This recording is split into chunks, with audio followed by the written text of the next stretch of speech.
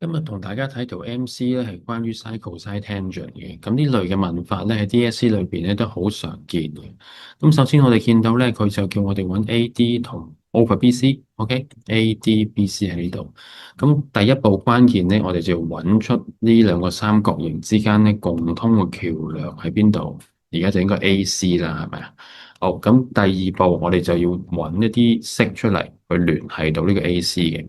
咁左邊個三角形就係 AC over BC 等於 sin beta，右邊個三角形咧就可以 AD over AC 等於 sin alpha。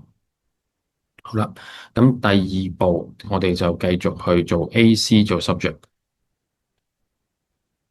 好啦，右手邊個都係 AC 係呢個 AD over sin alpha。好，咁做到呢度之後咧，可以 AC 同 AC 相等噶啦嘛，變相咪即係聯繫到我嗰兩個主角 BC 同 AD 咯。好啦，咁即係話咧，我之後會咁樣噶啦。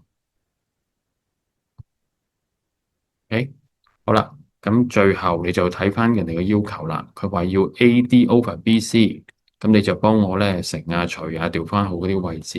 AD over BC 最後就係 sin alpha sin beta。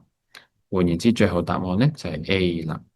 咁我諗呢類型嘅題目咧，重複一次，最關鍵嗰個部分就係要揾個橋梁啊，AC 呢個橋梁，最後咧佢會 eliminate 咗佢冇咗嘅，咁就揾到個答案啦。